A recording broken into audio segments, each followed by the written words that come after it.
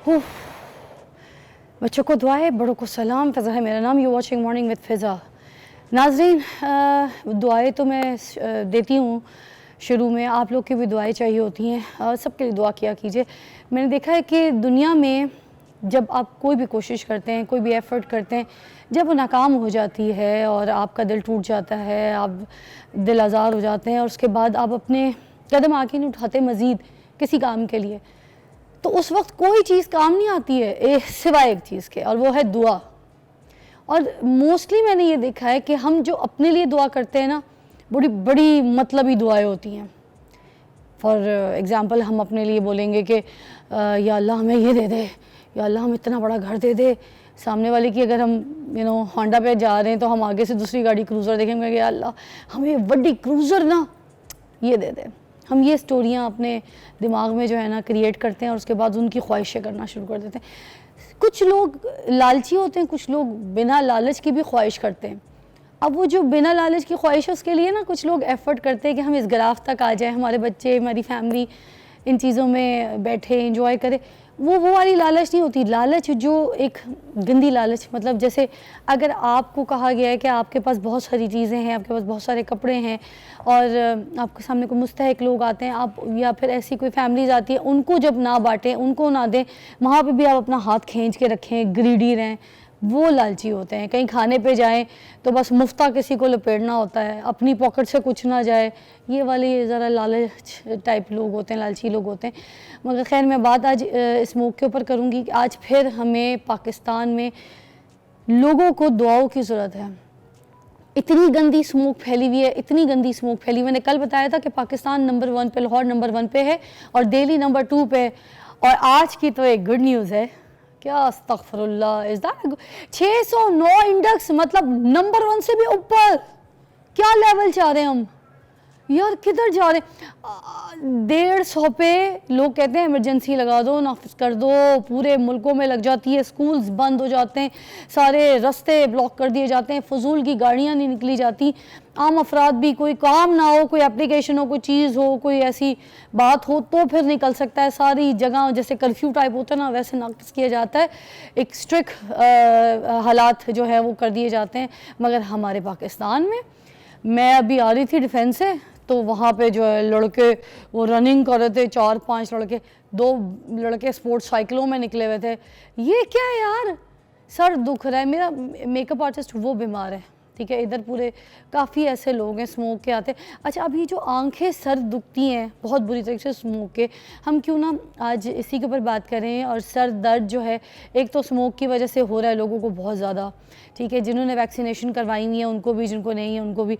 अब उसके अलावा ये जो सर के दर्द की क्या क्या वजूहात होती हैं, मेन क्या इशूज़ होते हैं, मोस्टली माइग्रेन से हट के भी सर दर्द बहुत किस्म के होते हैं। मगर ये बात हम डॉक्टर साहब से पूछेंगे। आज हमारे पास ज़बरदस्त डॉक्टर मौजूद हैं, हमेशा हमारे प्रोग्राम में आते रहते हैं, शहजाद भट्टी साहब। डॉक्टर शहजाद भट्टी को मैं वेलकम कहूँगी। अस्सलाम वालेकुम। जी वालेकुम सलाम। कैसे हैं जी?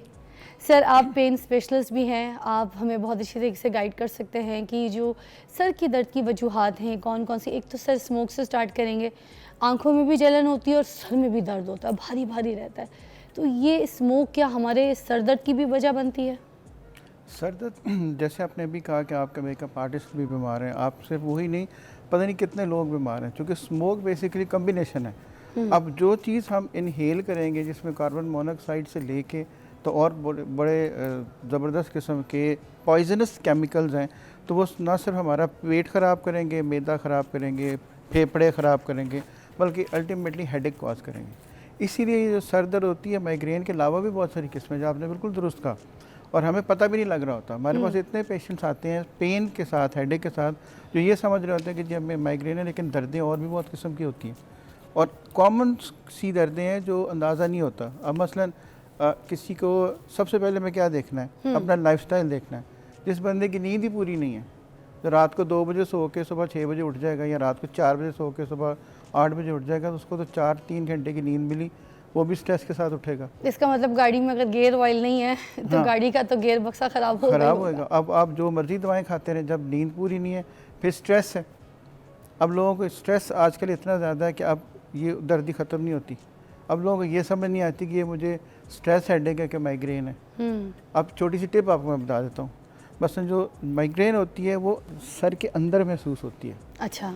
जो स्ट्रेस हेडेक होती है वो बैंड की तरह से होगी, आपको महसूस होगा कि सर के बाहर मुझे दबाव आ रहा है, बैंड बन गया है, खिंचाव शुरू हो गया है। वो जो हमारे कुछ माइयाँ होती हैं ऐसे सर पे कपड़ा बांध के लेट जाती हैं, वो सर का दर्द होता है। वो स्ट्रेस लेने वाली भी माइयाँ हैं, वो स्ट्रेस देने वाली भी माइयाँ तो हर तरह की माइयाँ हो सकती हैं। वो वाली माइयाँ है ना, कहती है स्ट्रेस लेने का नहीं देने का, देने तो का। फिर लेन देन उनकी बड़ी चलती है बहुत- खानदान। जी जी बिल्कुल बिल्कुल। उन्हें खानदान के बड़े, आपको पता है ना, झगड़े पाले हुए होते हैं। अच्छा, मैं एक और चीज़ बीच में पूछना चाह रही थी जी। कि सर ये जो सर का दर्द होता है, ठीक है, इसके बारे में हमें पता कैसे चलेगा कि ये जो सर का दर्द है ये माइग्रेन नहीं है? क्योंकि बहुत से लोगों को टेंशन ये होती है कि शायद ये माइग्रेन का दर्द है, और ये कुछ लोगों को कंटिन्यूसली भी हो रहा होता है। Like I am talking about the fog right now. ठीक है, फॉग के लिए तो अभी थोड़ा टाइम ही है ना, कि जब तक है इस तरह का मौसम है तो चलेगा, मगर उसके अलावा कुछ लोगों को कंटिन्यूसली रहती है 3-3 महीने, 4-4 महीने, और पुरानी पेन है। हाँ जी, उसमें 2-3 चीज़ें देखने वाली हैं, जो मैं वही आपको अर्ज कर रहा था। माइग्रेन तो एक साइड पे हुई, ठीक है, एपिसोडिक हुई, एक पीक पे गई, चंद घंटे रही, उसका वही पैटर्न रिपीट होता है दूसरे दिन, चौथे दिन, हफ्ते बाद, 15 दिन बाद। हर एक अपना टिपिकल एक पैटर्न होता है। हर एक को पता है मेरी माइग्रेन किस चीज़ से शुरू होती है। मतलब किसी की स्मेल से शुरू हो जाएगी, पेट्रोल पंप पे जाके, घर में नया पेंट हुआ है, कोई ऐसी जगह जहाँ पे स्ट्रॉन्ग स्मेल है, किसी स्ट्रॉन्ग परफ्यूम से शुरू हो जी, जाएगी, जी। किसी की चॉकलेट खाने से शुरू हो जाती है, किसी हाँ। की शोर से, किसी की लाइट से, मसलन फ्लिकरिंग लाइट से। आप गाड़ी में आगे बैठे हैं, रात को आगे से लाइट्स पड़ी हैं, ठीक उससे यानी हर एक को पता चल जाता है। जो सबसे ज़्यादा साइलेंट हेडेक, जो साइलेंट किलर है, हमारे पास जो मरीज़ आते हैं, हमें से बेशुमार लोग, शायद मेरे और आप समेत, कभी अपना ब्लड प्रेशर चेक नहीं कराते, डरते हुए कि कहीं है ही ना, हो ही ना। हाँ, सबसे ज़्यादा हेडेक होती है अगर ब्लड प्रेशर लो है या हाई है, दोनों सूरतों में हेडेक शुरू हो जाएगी। अच्छा। और हेडेक होती है, हम दवाइयाँ, क्या इलाज क्या हुआ, घर में पड़ी हुई जो रूटीन की दवाई है वो खा ली, 2-4-6 घंटे आराम रहा, फिर अपने काम में लग गए, सुबह उठे तो फिर दर्द शुरू। सर ब्लड प्रेशर क्या नॉर्मल रखना चाहिए? देखिए 120-80 तक वैसे नॉर्मल तो ब्लड सबको प्रेशर पता है, मगर जी। फिर भी दोबारा बता दें। लेकिन इसमें सबसे ज़्यादा ज़रूरी चीज़ है कि ब्लड प्रेशर और शुगर दोनों ऐसे हैं जो थोड़े से अपनी लाइफस्टाइल चेंज करने से ठीक हो सकते हैं बगैर दवाई के। ठीक है। और दूसरी चीज़ जो हमें हमारे पास जितने मरीज़ आते हैं, वो एक उनको डर होता है कि अगर मैंने कभी ब्लड प्रेशर की या शुगर की दवाई शुरू की तो वो मुझे लग जाएगी हमेशा के लिए। ऐसा नहीं है, उसके इलाज पे पड़ जाएंगे कि अगर, गोलियों की हाँ, आदत हो अगर जाएगी। आपका वेट रिड्यूस हो जाता है, नींद ठीक हो जाती है, लाइफस्टाइल बेहतर हो जाता है, ये दवाइयाँ छूट भी सकती हैं। लेकिन ज़रूरी हम करते क्या, अब लोग क्या करेंगे, मीठा खाना है तो बजाय इसके कि एक्सरसाइज करने के गोलियाँ 2 खा ली, जो टीका 1 लगाना है तो टीके 2 लगा लिए। सो हम हार्ड वर्क नहीं करते। सो हेडेक जो है वो हर घर में होती है, हर दुनिया में कोई बंदा ऐसा पैदा नहीं हुआ जिसको कभी ना कभी हेडेक हुई ना हो, लेकिन हेडेक को कंट्रोल करने के तरीके हैं। सर ये एनडीपीएच और आम सर दर्द जो होता है उसमें क्या फ़र्क होता है? एनडीपीएच मतलब न्यू डेली परसिस्टेंट हेड एक। इसमें जो परसिस्टेंट हेडेक्स होती है ना, ये इसका 2-3 चीज़ों से ताल्लुक़ है। मसलन डिहाइड्रेशन है, हमें कहा जाता है कि आपने पानी पीना चाहिए कम से कम 6 से 8 गिलास रोज़ के। वो अगर हम पानी नहीं पीते तो हमारे सारी बॉडी के अंदर पानी की मिकदार कम हो जाएगी, उससे भी एडिक्शन हो जाती है। ऑलराइट। दूसरी मिसकंसेप्शन मैं आपको क्लियर कर दूं कि जो कैफ़ीन लेने से, अगर कोई समझता है कि मैंने 4 कप आज कॉफ़ी पी ली है या 4 कप हमने चाय पी ली है तो मेरी पानी की मिकदार पूरी हो जाएगी, ये बिल्कुल उलट है। ये दोनों चीज़ें डायूरिसिस करती हैं, यानी पेशाब ज़्यादा लाती हैं, ज़्यादा, और अल्टीमेटली पानी की कमी हो जाती है। अच्छा। तो पानी का मुकाबला पानी से हो सकता है, पानी का मुकाबला चाय से या कॉफ़ी से या किसी ड्रिंक से नहीं हो सकता। ठीक है। तो अगर आप पानी की मिकदार ठीक रखेंगे तो आपकी स्किन ठीक रहेगी, बाल ठीक रहेंगे, मूड ठीक रहेगा, बॉडी ठीक रहेगी, यंग दिखेंगे, ग्लो करेंगे, और साथ में ये दर्दें भी नहीं होंगी। क्या बात है। जैसे स्किन आपकी ड्राई हो जाती है तो आप मॉइस्चराइजर्स यूज़ कर रहे होते हैं, ठीक है, हाइलुरोनिक यूज़ कर रहे होते हैं ताकि आपकी स्किन जो है वो हाइड्रेट रहे। इसी तरह आपकी जब बॉडी डिहाइड्रेट हो जाती है तो डॉक्टर साहब के कहने का मतलब है कि उसको पानी के साथ ही हल किया जा सकता है, ना कि दवाइयों के साथ। एक ब्रेक लेंगे, ब्रेक के बाद ज्वाइन करेंगे। आज हम बात करें सर दर्द क्यों होता है, कौन कौन सी वजूहत होती हैं और इसका इलाज क्या है। We can take a call as well, take a break.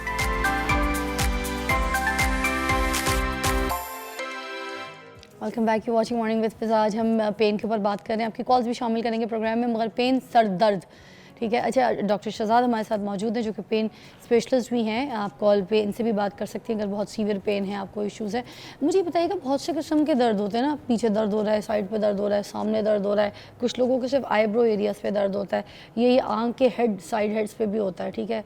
कुछ लोगों के कान के पास दर्द होता है। इतने सारी जगहों के जो ये पेन है, किसी को कैसे पता चलेगा कि कौन सा पेन जो है वो बड़ा डेंजर है? ये जो गुद्दी वाला पेन होता है बिल्कुल पीछे, उधर भी बड़ा पेन होता है, और कौन सा दर्द का इलाज बता दीजिएगा क्या है? अच्छा, ये आपने बड़ा अच्छा सवाल पूछा।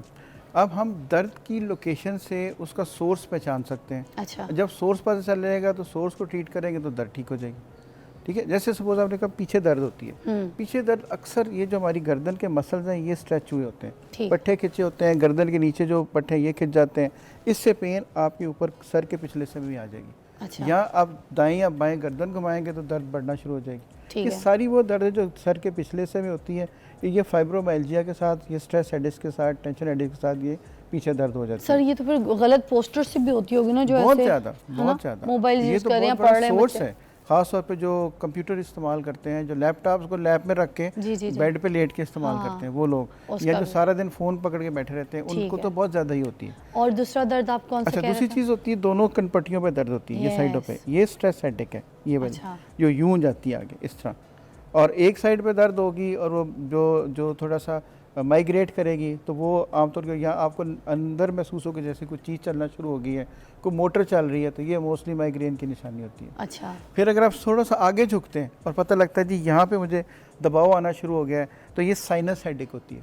अच्छा। साइनस हेडेक इसका जैसे दर्द कहाँ हो रहा है? ये नीचे साइनसेस होते हैं, जैसे रेशे, जो आसान अल्फाज में रेशे वाली दर्द होती है, जिसमें रेशा गिरता है गर्दन में, ये वो दर्द होती है। ठीक है। फिर एक क्लस्टर हेडेक होती है, एक आंख के अंदर दर्द होगी और वो लगेगा कि आंख के अंदर किसी ने छुरी मार दी और पीछे तक जा रही है, सिर्फ एक आंख के अंदर। अच्छा। मेल्स में ज़्यादा होती है। ठीक है। ये क्लस्टर हेडेक होती है। अच्छा। ये सबको पहचाना जा सकता है, सबको ट्रीट किया जा सकता है, सबकी एहतियात बताई जा सकती है, लेकिन हमें पहचाने तो सही ना। हाँ। सबसे जो ज़रूरी वेग हेडेक है, जिसकी समझ ही नहीं आ रही कहाँ से आई, कहाँ से शुरू हुई, कब ख़त्म हुई, सुबह उठे हेडेक के साथ उठे, तो ये वो लोग हैं जो मैं दोबारा रिपीट करूंगा कि उनको अपना ब्लड प्रेशर, अपना ब्लड शुगर लेवल ये दोबारा चेक कराना चाहिए। सर कुछ इसी से ही ठीक हो जाएगी। सर में इतना दर्द होता है, दिल करता है उनको हैमर सर के ऊपर मारें तो वो उनका दर्द ठीक हो जाए। आप हैमर सर के ऊपर मारने की बात करते हैं, वो लोग दीवारों को टकरे मारते हैं जाके कि किसी तरीके से मेरी दर्द ठीक हो जाए। ये इतनी बुरी चीज़ है, क्योंकि इसके साथ वॉमिटिंग शुरू हो जाती है, इसके साथ फिर चक्कर आना शुरू हो जाते हैं, और इसके साथ बाज़ औक़ात आप कोई काम नहीं कर सकते,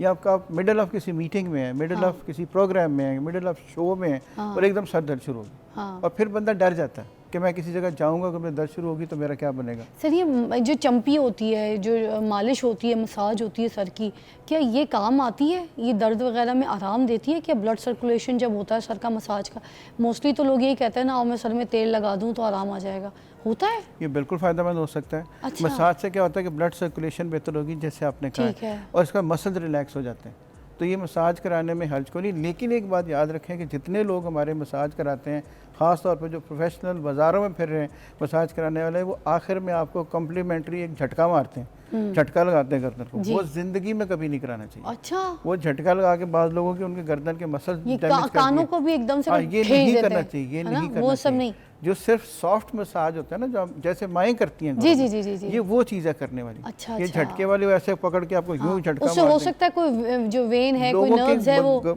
जो है मनके टूटे हैं गर्दन के ये झटके से, और लोगों के नर्व प्रेस हुई हैं, दर्दें शुरू हो गई हैं, फालिज हो गए हैं। अच्छा। आर्टरी अंदर जो खून की नालियां वो डैमेज हो गई हैं, बारीक नर्व्स होती हैं, वेन्स होती हैं, है ना। तो ये झटके वाला मसाज की हद तक ठीक है, लेकिन वो जो मालिश और झटके वाले काम है वो नहीं करने चाहिए। मसाज करने में कोई हर्ज नहीं है। I got it. सर ये बताइएगा किस वक्त डॉक्टर से रुजू करना ज़रूरी है? कौन सा पेन होता है, वो किस टाइप का पेन होता है जिस वक्त हमें फ़ौरन डॉक्टर के पास जाना चाहिए? ये बड़ा ज़बरदस्त आपका सवाल है, ये मैं सबके साथ शेयर करना चाहूँगा।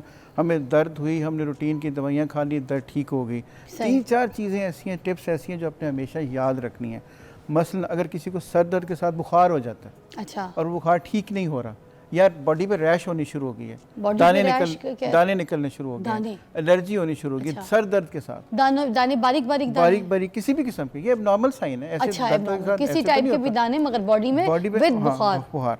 अच्छा, नंबर 3, किसी वक्त सर दर्द के साथ चक्कर आने शुरू हो गए जो पहले नहीं आते थे। अच्छा, और वो इसका मतलब है कि ये कुछ दर्द, सर दर्द के देखे ना, ट्यूमर हेडेक भी तो होती है ना, हाँ। जिसके अंदर दिमाग के अंदर ट्यूमर हो जाता है, जिसके दिमाग के अंदर कोई दिमाग की शरीयान फट जाती है, वो भी तो हेडेक्स कॉज कर सकती है। अच्छा। तो इसमें आखिरी चीज़ ये है कि जब किसी को फिट पड़ जाए, हाँ। दौरा पड़ जाए, हाँ। जो कि पहले कभी नहीं पड़ा, जैसे सर दर्द हुई, वॉमिटिंग शुरू हुई, साथ में दौरा पड़ गया, इसका मतलब है कि दिमाग के अंदर कुछ ऐसा चल रहा है जो आपको फिट पे मजबूर कर रहा है। यानी ये वो 4-5 साइंस हैं जिनको हम रेड फ्लैग्स कहते हैं। अच्छा। कि अगर चक्कर आने शुरू हो जाए जो ठीक। पहले नहीं आते, वॉमिटिंग शुरू हो जाए जो पहले नहीं होती, ठीक है। बुखार होना शुरू हो जाए जो पहले नहीं होता, या फिट पड़ जाए जो ठीक पहले है। कभी नहीं हुआ, ओके। इसका मतलब कि ये वो टाइम है जब आपको फ़ौरन डॉक्टर के पास जाना चाहिए, ठीक है। दिमाग का सीटी स्कैन कराना चाहिए, ये चेक करना चाहिए कहीं और मसला ना हो। ठीक है। तो ये हर मसले का हल घर में पड़ी हुई दवाई नहीं है। Very nice. अच्छा डॉक्टर शहजाद, मुझे बताइए कि जो ब्रेन हेमरेज होता है ये भी बड़ा सीवियर पेन वाला होता है। बड़े पेशेंट्स देखे मेरे, बड़े जानने वाले लोग हैं, और जानलेवा भी होता है ये। बिल्कुल जानलेवा होता है जी। तो सर इसकी पहचान कैसे होगी? लोग अगर इसको सिर्फ सर दर्द समझ के अपने घर पे इसको तोता पालते रहें, पता कैसे चलेगा क्या ब्रेन हेमरेज के अलग से पेन होते हैं या सिम्टम्स ही अलग होते हैं? कोई पहचान है तो बता दें। ब्रेन हेमरेज की पेन को कहते हैं the worst headache of my life. Really? ये कहते हैं, ये टिपिकल एक जुमला हमारे मेडिसिन में मशहूर है। अच्छा। The worst headache of my life. इतनी Okay. शदीद दर्द, क्योंकि ब्रेन हेमरेज का पता ब्रेन हेमरेज होने के बाद लगता है, अच्छा। पहले नहीं लगता। वो साइंस शो होते रहते हैं कि मसलन मुसलसल हेडेक हो रही है, ब्लड प्रेशर कंट्रोल में नहीं आ रहा, शुगर कंट्रोल में नहीं आ रही। अक्सर ही मेरा हाइपरटेंसिव टॉक बैक लोगों बंद कीजिएगा, सॉरी। हाँ, जी, sorry. अक्सर लोगों को जो हेडेक्स होती हैं उसमें जो ब्लड प्रेशर जिनका कंट्रोल में नहीं होता, आज मैंने 4-5वीं दफ़ा ये लफ्ज़ रिपीट किया है, उससे हेडेक्स होती हैं। अगर बहुत ज़्यादा बढ़ जाए तो उससे ब्रेन हेमरेज के चांसेस बढ़ जाते हैं। अच्छा। लिहाजा हमें डरना नहीं चाहिए, हमें अपना ब्लड प्रेशर ज़रूर चेक कराना चाहिए। अगर सर हो सकता ब्रेन है हेमरेज उसी में से क्या नाक से भी कोई खून निकलता है? कोई ऐसी पहचान भी है? निकल सकता है, निकल सकता है अगर लेकिन सीवियर हो mostly जाए। दिमाग के अंदर ही ब्लड होता है। Okay. और जितना दिमाग के अंदर ब्लड रहेगा, जितना फैलता जाएगा, क्योंकि दिमाग के बाहर हमारी सारी हड्डी है, वो फैल नहीं सकता, उसको दिमाग के अंदर ही रहना है, तो वो अंदर ही डैमेज करता रहता है। अच्छा। लिहाजा अब सर अब घर में भी बता दें, इतने टाइप ऑफ हमने पेन्स यहाँ पर डिस्कस कर लिए हैं। ऑल्सो ये ब्रेन हेमरेज जो कि आपने कहा कि जानलेवा हो सकता है, एंड अल्लाह माफ़ करे, सबको बचाए। ये जो हम मेडिकेशंस ले रहे होते हैं घर में, पैराडोल ले लेते हैं, एडविल ले लेते हैं, फिर हम ये दर्द की ब्रूफेन वगैरह, या कोई भी आपको पता है डिस्प्रिन वगैरह, तो हम अगर ये मेडिकेशंस ले रहे हैं, खा रहे हैं, तो क्या इससे आराम आता है? इसका कोई नुकसानदेह हमें कोई इफेक्ट तो नहीं आएगा एकदम से? देखिए, किसी भी चीज़ का अगर उसको हद से ज़्यादा इस्तेमाल ना किया जाए, इन घर की दवाइयों का नुकसान नहीं है, इसीलिए इनको ओवर द काउंटर कहते हैं। क्या आपको बगैर डॉक्टर की प्रिस्क्रिप्शन के भी मिल सकती हैं, लेकिन इनको रूटीन नहीं बनाना चाहिए। अच्छा। अगर आप रोज़ खानी पड़ रही है, पहले 1 खाते थे, फिर 2 खा ली, फिर 3 खा ली, पहले दिन में सुबह भी खाते थे, अब रात को भी खानी शुरू कर दी है, लेकिन ये देखें ना, ये सिर्फ सर दर्द तो ठीक नहीं कर रही, आपका मैदा भी ख़राब कर रही है, मैदे में अल्सर भी कर रही है, इसके अलावा और बहुत सारी बीमारियाँ कॉज कर रही हैं।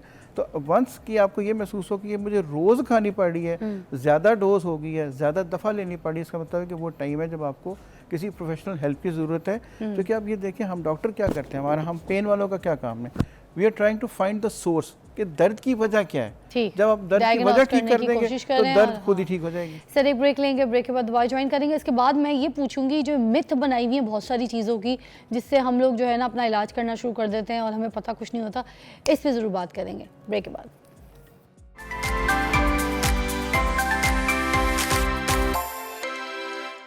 Welcome back to watching morning with Fiza. हमारे साथ डॉक्टर शहजाद मौजूद है जो कि पेन स्पेशलिस्ट हैं। हम बात कर रहे हैं सर दर्द के बारे में। कुछ मिथ हैं जो बड़ी अजीब सी हैं, मगर हमें पता नहीं होता कि उन मिथों में इलाज है कि नहीं है। हमारी जो पुरानी माइयाँ हैं वो मलमल का या कॉटन का कपड़ा ऐसे पूरी पट्टी बना के तो साइड पर सर कस देती हैं। उससे ये मैं पूछना चाह रही हूँ कि ब्लड सर्कुलेशन रुक जाती है या सर दर्द ठीक हो जाता है, आराम आती है?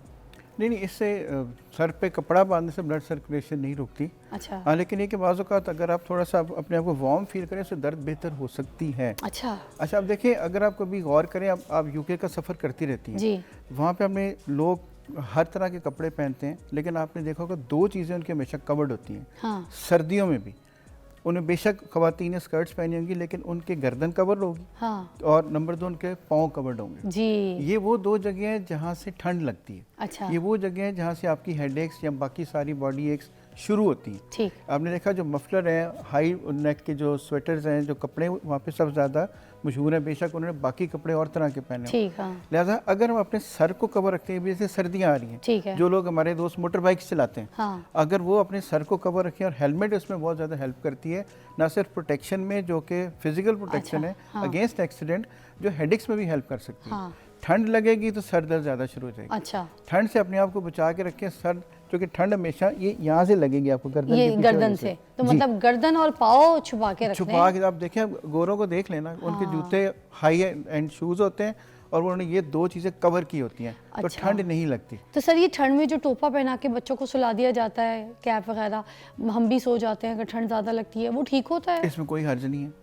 सिर्फ ये कि ये देखिए वो जो कैप है सर मुंह के ऊपर ना आ जाए, लेकिन एज पर अगर सर कवर्ड है तो उसमें कोई हर्ज नहीं है, ठीक है। पहना जा सकता है, उससे ठंड बचा जा सकता है। लिहाजा अपने आप को जब भी सर्दियों में आप बाहर निकलें, अपने सर को आप कवर करके रखेंगे तो हेडेक होने के चांसेस बहुत कम हो जाएंगे। सर वो सर्दियों में जब तेल लगाते हैं तो तेल थोड़ी देर के बाद ठंडा हो जाता है, बाल ठंडे हो जाते हैं, उसकी वजह से भी सर में ठंड लगती है, ये दर्द शुरू हो जाता है? ये मिथ है, डिपेंड यही करता है कि हम तो कहते हैं कि अब तेल लगाया तो आधे घंटे बाद जाके नहा लें, वॉश कर लें उसको। और जो सबसे ज़्यादा सारी रात ना रखें, रात रख के सोए ना। दूसरी चीज़ जो वार्म बात है, नीम गर्म पानी से आपका जो गुस्ल है वो आपको बहुत सारे मसल्स भी रिलैक्स कर देता है, उसमें सर दर्द भी बहुत बेहतर हो जाता है। अगर कुछ समझ में नहीं आ रहा तो अगर आप वार्म बात ले लेते हैं तो उससे भी सब मसल्स भी रिलैक्स होंगे, सर दर्द भी बेहतर हो जाएगा। सर कुछ ऐसी टिप्स बता दीजिए जो बहुत हमारे लिए कारआमद हो और सर दर्द में थोड़ा सा आराम आए, घरेलू कोई नुस्खे भी बता दें, कोई आपकी टिप्स की जो है ना रिक्वायरमेंट है। सबसे ज़रूरी चीज़ है कि अपना हाइड्रेशन लेवल ठीक रखें, पानी की मकदार पूरी रखेंगी,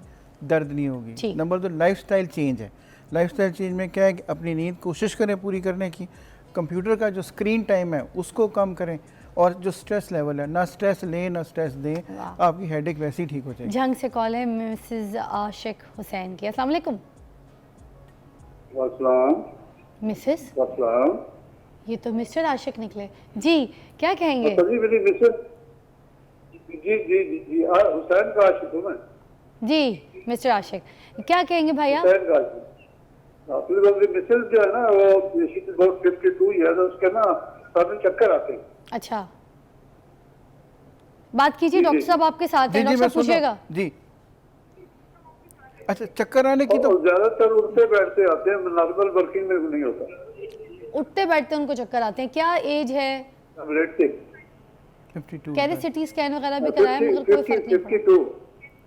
अच्छा, एक बात याद रखें कि जो चक्कर आने की जो सबसे कॉमन वजह है वो हमारे ब्रेन के बाहर, जहाँ पे ये नाक जो कान होता है, इसके नीचे अल्लाह ने एक बैलेंस के लिए कुछ चीज़ें बनाई हुई हैं। उसको अक्सर ये चक्कर की, अगर आप किसी ENT वाले के पास जाएं, वो थोड़ी सी आपको एक्सरसाइज बताएंगे, वो बैलेंस हमारा पूरा हो जाएगा तो चक्कर ख़त्म हो जाएंगे। अच्छा। हाँ, अगर उनका CT स्कैन उन्होंने कराया, अगर उसमें कुछ नहीं है, वो क्लियर है, तो फिर ये आसानी से किसी ENT वाले के पास चले जाएं, वो इनको गाइड कर देंगे। ये छोटी सी टिप है। हम नहीं तो चक्करों की दवाइयाँ खाते रहते हैं, मुख्तलिफ लोगों से लेके मुख्तलिफ नामों से, वजह के पास नहीं जाते। मैं फिर वो अर्ज़ कर रहा हूँ कि एक आम डॉक्टर में, स्पेशलिस्ट डॉक्टर में फ़र्क सिर्फ ये है कि उसने सोर्स ऑफ पेन या सोर्स ऑफ जो कॉज है उसको तलाश करना कि वजह क्या हो सकती है, वो ठीक करेंगे तो दर्द वो इनके चक्कर ठीक हो सकते हैं। अपना ब्लड प्रेशर कंट्रोल में रखें। डॉक्टर राशिद ज़िया हमीद लतीफ़ में बैठते हैं, बहुत अच्छे ENT स्पेशलिस्ट हैं, अगर आपने दिखाना है हमारे शो पे भी आते रहते हैं, वंडरफुल डॉक्टर, आप उनको जाके मधु कर सकते हैं लाहौर में, ठीक है। अच्छा जी, और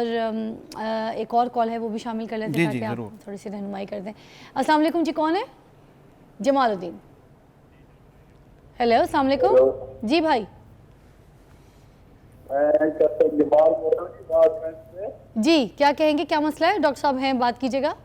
मेरे दर्द होता है, PCR से मुझे साथ साथ बताए भी, सर में दर्द होता है, क्या कह रहे हैं भाई? आवाज़ हमें क्लियर नहीं आ रही, मैं डॉक्टर साहब को बताऊं। सर में दर्द होता है, आगे 2-2:30 बजे तक इनको सर में दर्द रहता है। मसला बताइएगा।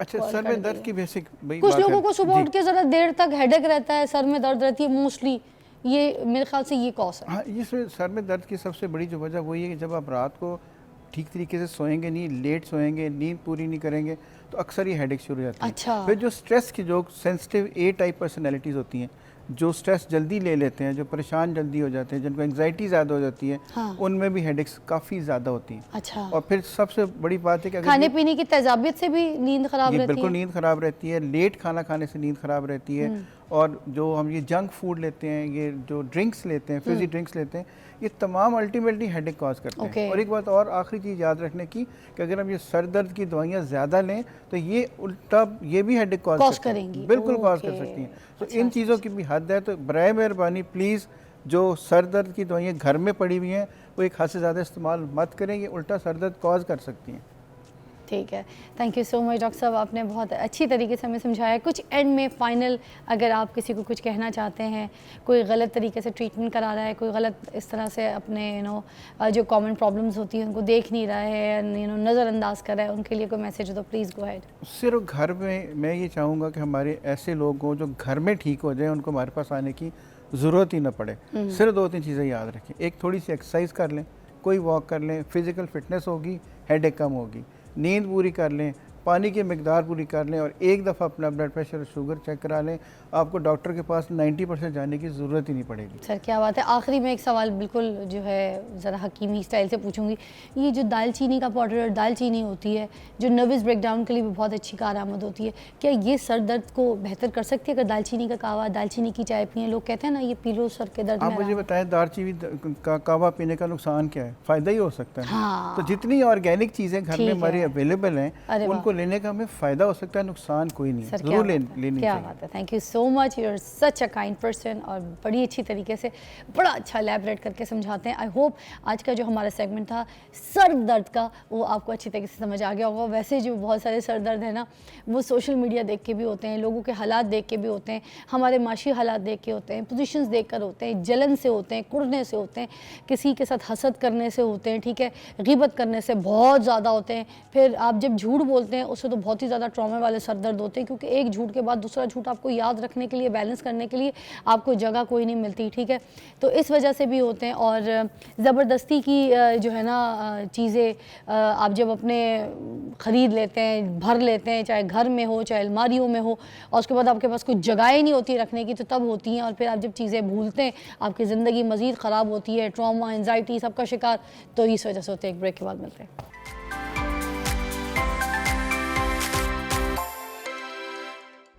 वेलकम बैक नाज़रीन। ज़बरदस्त गुड न्यूज़ के साथ मैं आपकी खिदमत में एक ज़बरदस्त गेस्ट से आपकी मुलाकात कराने लगी हूँ। मैं इनके बारे में बता दूँ कि अगर आप बात करें इंटरनेशनल फ़ाइटिंग टूर्नामेंट में जो ये सीज़न 3 हुआ था, पाकिस्तान ने भारत को 8-0 से हरा कर जो टाइटल है वो अपने नाम कर लिया है। ये गुड न्यूज़ है। पाकिस्तान मिक्स मार्शल आर्ट से फेडरेशन से हमारे साथ जो गेस्ट मौजूद हैं वो है Babar Raja, president Pakistan mix martial art federation. वाह जी, अस्सलाम वालेकुम, वेलकम और मुबारक हो। आपको भी मुबारक हो, तमाम पाकिस्तान को मुबारक जी, पूरे पाकिस्तान को ये जीत मुबारक हो। मेहनत आपकी है, मगर मैं बताऊं कि जो आपने लोगों को तैयार किया, ठीक है, सबको एक तैयारी करवाई और फिर इतना अच्छा ज़बरदस्त मुकाबला जो है वो मुनक्किद किया गया, और उसके बाद ये भारत के साथ जो स्पेशली जीत है वो बहुत ही कामयाबी के साथ आपने हासिल की। मुझे इसकी डिटेल बताइएगा, ये कैसा रहा, कैसा मुकाबला था, क्या जज्बा था, प्लीज़। इसमें एक पूरा जर्नी था। 1 साल से हम इसकी तैयारी कर रहे थे, कोशिश कर रहे थे। पहले हमने इस्लामाबाद में कोशिश की कराने की, वहाँ पे हमें कुछ ये हालात की वजह से परमिशन नहीं मिल सकी। फिर ऐसे गार्डन्स में हमने इसकी तैयारी की और एक वजह से वहाँ पर भी नहीं हो सका। और फिर हमारे पास आखिरी 2 दिन रह गए थे कि हमने ये कराना ही था, क्योंकि इंडिया की टीम आई हुई थी। इसमें पहली 3 फाइट्स अफ़गान के साथ थी। अच्छा। वो टीम आई हुई थी। तो मैं शुक्रिया अदा करता हूँ हमारे होम डिपार्टमेंट का, डीसी साहब का, चीफ मिनिस्टर का, तमाम ऐसे लोगों का जिन्होंने इसमें फिर आउट ऑफ द वे जाके उन्होंने हमें परमिशंस दी और 4 से 5 घंटे में हमारा वेन्यू भी तैयार हो गया और ये इवेंट भी हो गया। अरे वाह। अच्छा, फिर ये कहाँ पे किया आप लोगों ने जब ऐसे गार्डन में नहीं हो सका? तो फिर हमने ये फिर पंजाब स्पोर्ट्स बोर्ड में बॉडी कॉन्टैक्ट हॉल है, वहाँ पर किया। अच्छा। वो एक ऐसे ही गेम्स के लिए एक फैसिलिटी बनाई गई है। हाँ। और वहाँ पर फिर ये इवेंट हुआ और अल्हम्दुलिल्लाह बड़ा अच्छा हुआ और लाइव भी गया। और सर क्या हौसला था जब इंडिया के साथ खेल रहे थे? आपको पता है सारे गेम एक तरफ, इंडिया पाकिस्तान के गेम में तो कंपटीशन बहुत ज़्यादा होता है, इंडिया भी बड़ी मेहनत करता है तो पाकिस्तान भी बड़ी दिल जान मेहनत करता है, ये जज्बा क्या था? बस मैं तो शुक्रिया अदा करूंगा इंडियन टीम का भी कि वो पाकिस्तान आए। सबसे पहले तो ये इतना बड़ा टास्क था, और लेकिन जब आप पाकिस्तानियों की बात करें और जब सामने इंडियंस हों, तो इन्होंने इस दफ़ा इतनी ज़्यादा तैयारी की थी, इतनी ज़्यादा तैयारी की थी, और फ़ाइट कैंप्स लगाए। आमतौर पे फ़ाइट कैंप 1 महीने का होता है, इन्होंने 6-6 महीने के फ़ाइट कैंप्स लगाए। अच्छा। और इस तरीके से इन्होंने तैयारी की थी कि डोमिनेट किया इन्होंने। कुछ फ़ाइट्स बहुत क्लोज गई 3-4, लेकिन उसमें भी इन्होंने हिम्मत नहीं हारी। अच्छा। तो ये एक बहुत ज़बरदस्त इनका एक शो डाउन था, और हम कोशिश कर रहे हैं कि अब हमें इंडियंस बुलाएं और हम उनके घर पे जाके उनको कुछ ना कुछ। सर कौन सा प्लेयर नंबर 1 पोजीशन पे रहा जिसने भारत को शिकस्त दे दी? हमारी 2 टाइटल फाइट्स थी, और उसमें मामोश रज़ा वो टाइटल जीता, और दूसरी फ़ाइट रफ़ीक आफरीदी वो भी 3 फाइट्स लड़के बड़ा ज़बरदस्त वो भी जीता। सर इनके क्या निक नेम क्या थे इनके दोनों के? Rafiq the finisher Afridi, the finisher Afridi, और दूसरे पहले? और मामोश रज़ा है रेनेगेट। रेनेगेट क्या हुआ? रेनेगेट मतलब जो डोमिनेट करता है। अच्छा। जो मतलब ये इनके निक्स बहुत मजे के निक नेम्स अच्छे लगते हैं। अच्छा फिर आगे चलते हैं। और उसके बाद शुरू में आप देखें तो मसब की फ़ाइट थी, उसने बहुत अच्छी फ़ाइट खेली अफ़गान से। अफ़गानिस्तान 3 हमारे लड़के लड़े, उसमें एक असद वड़ैश था, एक हैदर सत्ती था, एक मसब था। तो मसब वो जीता, लेकिन बाकी 2 हारे, लेकिन वो भी बड़ा टफ मुकाबला था। अच्छा। और फिर जब इंडिया का शुरू हुआ तो बिलाल एक बहुत जल्दी पहले राउंड में बहुत क्विकली 40 सेकंड्स में वो जीता। हाँ। और उसके बाद सिलसिला शुरू हुआ। मुजाहिद बेग वो भी बड़ा एक टफ फाइटर था, उसके आगे वो भी जीता। और उसके साथ साथ फिर आगे गए तो जाहिद है हमारा एक टेक्सला का लड़का, हाँ। वो बहुत टफ फाइट जीता था। अच्छा। बहुत ही टफ फाइट थी वो। और इस तरीके से ऊपर जाते रहे तो रफ़ीक आफरीदी की 3 राउंड की फ़ाइट हुई है, और वो फैसला डिसीजन पे हुआ है। हाँ। और ये आप स्क्रीन पे उनको देख रहे हैं इस वक्त। हाँ, हाँ। उनकी क्या हालत है, जिन्होंने ये फ्लैग लिया हुआ है? जी। अच्छा। तो उनकी ये हालत बड़ी टफ थी। फिर ये है कि ये तमाम के तमाम ऐसे लोग हैं। टेक्सला का एक और लड़का है ये शुरू में ये लोग आई कैन इमेजिन। अच्छा एक ब्रेक लेंगे, ब्रेक के बाद जब वापस आएंगे तो फिर हम मज़े लेंगे और इस इवेंट के बारे में एलैबोरेट भी करेंगे, क्योंकि बहुत कामयाबी वाला जो है ये इवेंट है और हमारी जीत है। हम इंडिया से जीते हैं और पाकिस्तान की जीत है, तो हम खुशी तो मनाएंगे, जश्न तो मनाएंगे। Take a break.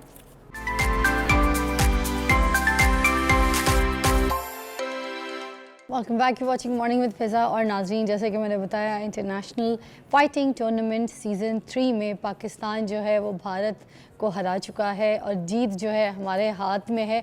मैं ये पूछना चाहूँगी, जब ये टूर्नामेंट हो रहा होता है और आप खेल रहे होते हैं, मैदान में होते हैं, प्रेशर तो होता है ऑफ कोर्स, ग्राउंड में तो होता ही है, मगर किन किन मुश्किलात का सामना करना पड़ता है आपको, प्लीज़ बताइएगा। देखें, एज अ ऑर्गेनाइज़र हमें बहुत सारे टफ़ चैलेंजेस थे इसके लिए। स्पेशली सबसे बड़ा चैलेंज तो ये था कि इंडियन टीम को पाकिस्तान में कैसे लाया जाए, और उसके लिए शुरू में हर किसी ने हमें मना किया कि ये पॉसिबल ही नहीं है। सर मगर बड़ी अच्छी बात है, 2 मुल्कों में आपस में दोस्ती भी होती है, एक साथ खेलने का ग्राउंड में मौका भी मिलता है, और ये फ्रेंडशिप का अच्छा जस्टर है। बिल्कुल ऐसे ही है। और बड़े अरसे तक हमने देखा 30-40 सालों से कि जब भी कोई मामला ख़राब होते थे तो क्रिकेट डिप्लोमेसी के नाम पे एक क्रिकेट मैचेस होते थे, उसके बाद ये टेबल टॉक्स होती थी आपस में कंट्रीज़ की। हम MMA डिप्लोमेसी लेके आ रहे हैं, और इसके लिए हम चाहते हैं कि अब जो आगे चैम्पियंस ट्रॉफ़ी हो रही है उसमें भी इंडिया देखे, और जितने भी लोग आए वहाँ से उनसे पूछें कि उनके साथ हमने कितना अच्छा सलूक किया। हार जीत गेम का हिस्सा है, वो तो केज के अंदर हर कोई अपना बेस्ट दे रहा होता है। अदरवाइज़ वो एक बहुत अच्छा इम्प्रेशन लेके गए हैं इंडियंस यहाँ से। कितने दिन का उनका टूर था? उनका टूर तकरीबन 8-9 दिन उन्होंने यहाँ गुजारे। और कितने लोग थे?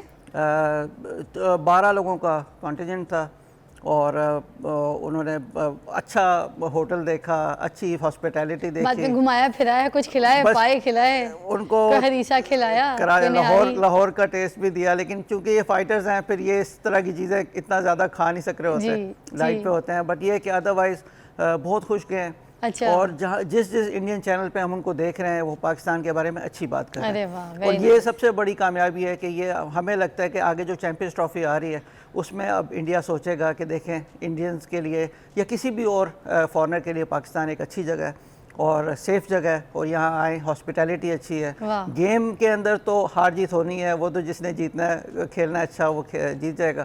सर ये भी तो बताएं आप, जैसे हम अपनी भी बात कर रहे हैं, मगर जब हम ऑपोजिट पार्टी के साथ खेल रहे होते हैं, हम ऑन ग्राउंड होते हैं, हमने अपने खिलाड़ी तो बहुत अच्छे तैयार किए हुए होते हैं, मगर आप जिनके साथ खेल रहे हैं सामने वालों में, उनकी क्या क्या तैयारियां थी, वो किस तरह की परफॉर्मेंस में थे, वो कितने ताकतवर थे, उनकी कैसी प्रैक्टिस थी, उनमें से किसी की कोई अगर आपको बहुत अच्छी लगी प्रैक्टिस तो बताइए ना। देखिए उसके अंदर 3-4 फाइट्स बहुत क्लोज गई हैं, और क्लोज फाइट का होता यही है कि एंड में आप अपनी विल पावर पे जीत रहे होते हैं। अच्छा। तो और हमारे पास 3 ऐसे लड़के थे जो इंडिया के नेशनल चैंपियंस थे 4-4, 5-5 दफ़ा की। अच्छा। और इंडिया की आबादी आपको पता है, वहाँ का नेशनल चैंपियन होना बहुत बड़ी बात है। वाह। तो ऐसा नहीं है कि वो कोई कमज़ोर लोग थे या वो कोई तैयारी में नहीं थे। होता है गेम में किसी दिन आपका नहीं चल रहा होता है, या आप किसी, और फिर ज़ाहिर है उनको उनके शूज़ में अगर आगे देखें, वो पाकिस्तान आए थे, उन्होंने एक उनके हिसाब से एक रिस्क लिया था कि वो पाकिस्तान जा रहे हैं और पता नहीं क्या होगा। और जब यहाँ आए और उन्होंने टीवी चैनल्स पे सबको यही इंटरव्यू दिए कि ये तो हम जैसे ही हैं, हमसे हमारे साथ ही बात करते हैं। और तो हमने उनसे पूछा कि आप हमें कोई एलियन समझ रहे थे कि क्या समझ रहे थे? तो अल्हम्दुलिल्लाह पाकिस्तान की इमेज बहुत ऊपर गई है इस इवेंट से। Sir what's the future plans? Future में सर हमने फौरी तौर पे हमने रिक्वेस्ट की है इंडियंस को कि अब वो हमें बुलाएं और हम उनकी धरती पे आके एक इवेंट वहाँ करें। और एक तीसरा इवेंट हम प्लान कर रहे हैं एक न्यूट्रल कंट्री में। Very nice, very nice, thank you so much. आप साथ अपनी जीत जो है सेलिब्रेट की, आप हमारे पास दोबारा आए, और जैसे ही आप आए थे, इससे पहले भी जब आप जा रहे थे तैयारी के लिए, हमने आपको कह दिया था कि जीत हमारी है ना जी। Thank you so much. एक छोटी सी ब्रेक के बाद मिलते हैं, देखते रहिए मॉर्निंग विद फिजा।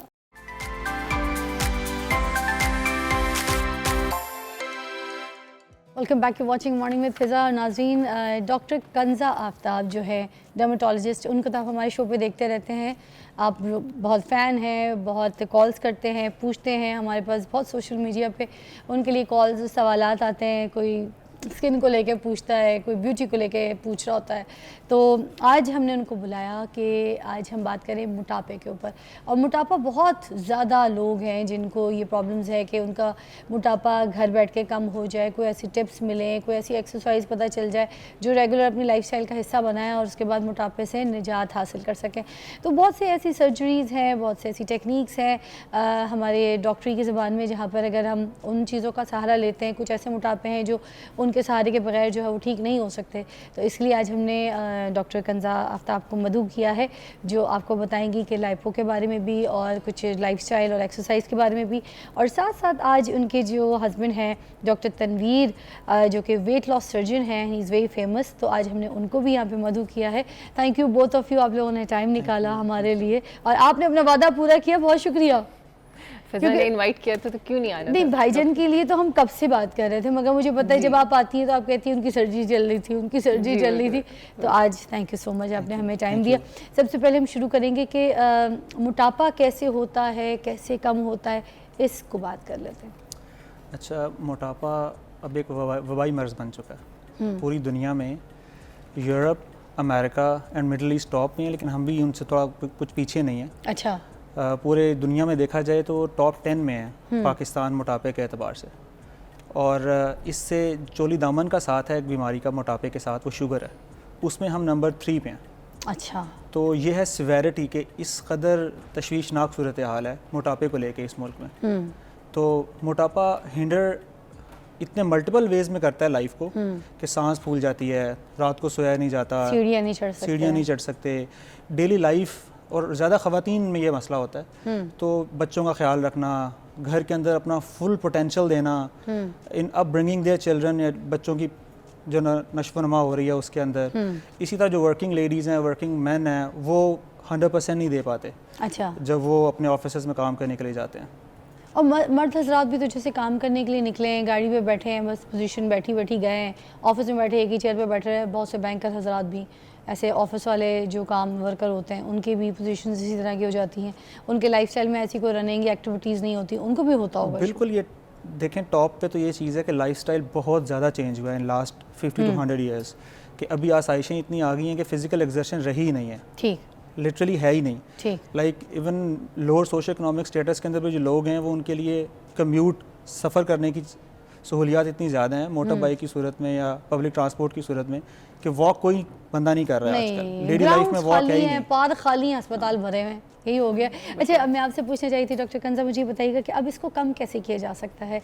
सवाल ये होता है जी देखिए, सवाल के अंदर ही हाँ, इसका मोटापा जवाब है। कम कैसे किया जा सकता है? कम ठीक है, कैसे किया जा सकता है, यही है सबसे पहले फिजिकल एक्टिविटी ही है कि अपनी एक्टिविटी बढ़ाएं। कम से कम आपके 20 मिनट की वॉक लाजमी है। और ये डॉक्टर कंजा वो बता रही हैं जो डॉक्टर्स के पास जाने से पहले पहले आप अपनी खुद की जो है ना तबीयत ठीक कर सकते हैं, मोटापा कम कर सकते हैं, ये वो वाले आपको टिप्स बता रही हैं। जी बिल्कुल। अगर तो आप 10-15 kg ज़्यादा हैं अपने आइडियल वेट से, हम हमेशा बात करते हैं कि हम BMI कैलकुलेट करते हैं, बॉडी मास इंडेक्स, जो कि आपकी हाइट के अकॉर्डिंगली आपका आइडियल वेट कितना होना चाहिए। अच्छा। अगर आप अपने आइडियल वेट से 10 to 15 kg ज़्यादा हैं जस्ट, तो सिर्फ आप घर में ही अपना वेट कंट्रोल कर सकते हैं। ओके। उसमें ये सिर्फ ये है कि आपने दिन में 20 मिनट की वॉक लाजमी करनी है। कोई भी 20 मिनट निकालें कि जिसमें आप बेशक आप पार्क नहीं भी जाना चाहते, आप अपने टीवी लाउंज में ही ना एक चक्कर लगा लें, एक चक्कर पैदल लगाएं और एक चक्कर भाग के लगाएं।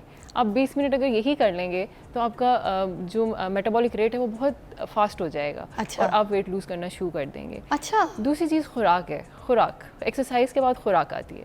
खुराक कितनी खानी है ये ज़रूरी नहीं है, या क्या खाना है ये ज़रूरी नहीं है, ऑर्डर क्या होना चाहिए ये बहुत इंपॉर्टेंट है। तो सबसे पहले मैं ये कहती हूँ कि जैसे ही आप उठें तो जो पहली चीज़ आपके मैदे में जानी चाहिए वो फाइबर होना चाहिए। ओके। फाइबर की फॉर्म व्हाई में fibre is important in early morning time? एक तो ये कि फाइबर जो होता है एक कोटिंग लगा देता है आपकी आंतों के गिर्द, आपके मैदे के इर्द गिर्द एक कोटिंग लगा देता Okay. है जो कि चीज़ों को इतनी जल्दी अब्जॉर्ब नहीं होने देता। अगर आप उसके बाद we sugar see everybody take coffees and गर्म पानी, गर्म पहले पानी या लीटर मीठा, पानी गर्म पानी, मीठा हमारे उसमें बहुत ज़्यादा होता है कि Yes. मीठी चाय पी लें, हाँ. या मीठा टोस्ट खा लें, हाँ. या कुछ मीठे को आपने अवॉइड करना है और फाइबर कंटेंट रखना है। अच्छा। जैसे ही आपका फर्स्ट मील जो है वो फाइबर की फॉर्म में होगा, उसमें चॉकर वाली रोटी भी हो सकती है, ओट वाली जौ की रोटी हो सकती है, जौ का दलिया हो सकता है, या कोई सलाद या वेजिटेबल हो सकती है, सेब भी हो सकता है। सेब भी हो सकता है। ईमान फातिमा की कॉल है गुजरावाला से, I would like to take. अस्सलाम वालेकुम। हेलो जी ईमान, कैसी हैं? जी मैं ठीक, आप कैसी हैं? ठीक है। ठीक है, ये बताइए कि क्या पूछेंगी? आज मोटापे के ऊपर हम बात कर रहे हैं और डॉक्टर कंजा आफ्ताब और उनके हस्बैंड हमारे साथ मौजूद हैं, तो आप क्या पूछना चाहेंगी? टीवी का वॉल्यूम बंद कर दोगी ना तो तुम्हें मुझे तुम्हारी आवाज़ आएगी। हाँ गुड़िया, एज है वो 18 है। फिर बताओ क्या कह रही हो? टीवी वॉल्यूम बंद कर दो। ये मेरा वेट जो है बहुत ज्यादा हो गया। वेट बहुत ज्यादा कि जैसे मैं 24 की और 5 की बहुत ज्यादा वेट जो है ना बढ़ गया, और मैं इसके लिए बहुत ज्यादा डाइटिंग कर रही हूँ, वॉक कर रही हूँ, लेकिन वेट जो है ना कम होने का नाम ही नहीं ले रहा।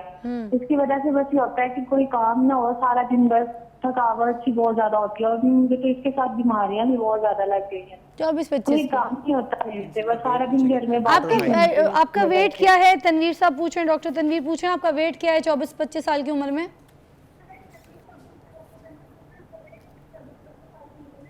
वेट मेरा है 75, 78। वो हाइट क्या है इनकी? और हाइट क्या है? हाइट क्या है? हाइट कद क्या है? कद काट क्या है? हाइट तो बहुत ज्यादा है, हाइट की वजह से तो इतना लगता नहीं है। मैं जिससे पूछ रहे हो कहता कि आपकी हाइट के मुताबिक आपका ठीक है। क्या है हाइट क्या है? वो डॉक्टर साहब पूछ रहे हैं।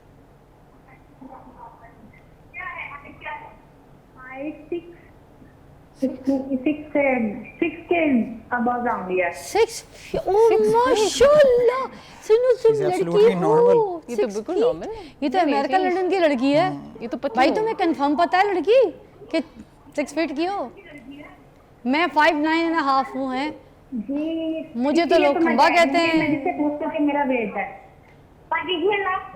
6 फीट की लड़की है यार, वाह। एक तो 5'6" होगी 5'6" होंगी मैं, है ना? इसीलिए 75 पे मोटी है। मैं इतना लंबा कद, मुझे खंबा खंबा कह के लोगों ने परेशान। अच्छा जी, टीवी बंद नहीं हुआ, मगर मुझे कॉल बंद करनी पड़ी, जो समझ आ गया मैं आपको जवाब देती हूँ। जी डॉक्टर तनवीर क्या कहेंगे? देखें, अगर इनकी हाइट 6 फीट है जो ये कह रही हैं, नहीं 5'6" ही है, 5'6" करें। नहीं होता। अगर हाइट इनकी 5'6" है और 75 इनका वेट है, तो she does not need to worry at all. इनको परेशान होने की ज़रूरत नहीं है। रियली? जी जी बिल्कुल, क्योंकि ये डूएबल है। जो डॉक्टर कंजा भी कह रही थी हाँ वो करें कि लाइक ऑर्डर खाने का ऐसा करें कि फाइबर लें ओके और फिर हेल्दी चीज़ें लें, कार्ब्स में जिस तरह जो होता है या सैगो होता है वो लें, ओके और ये 2 चीज़ें कार्ब्स में लें। ठीक है। और इसके अलावा प्रोटीन लें कोई 80 to 90 ग्राम्स। लाइक अगर 1 ग्लास दूध लेंगी, 1 कप छोटा कप जो दही का लेंगी, हाँ। और 1 लेंटल सूप का कप लेंगी पूरे दिन में, और 2 कप लेंटल सूप के, तो है। इससे 80 ग्राम्स प्रोटीन इनका सर पूरा हो लेंटिन जाएगा। सूप में वो जो लाल वाली दाल होती है, मसूर कोई की दाल दाल भी। या कोई भी दाल कोई चले? भी अच्छा, दाल, अच्छा। लाल लोबिया भी चलेगा। ओके, रेड बीन्स के, अच्छा ठीक है।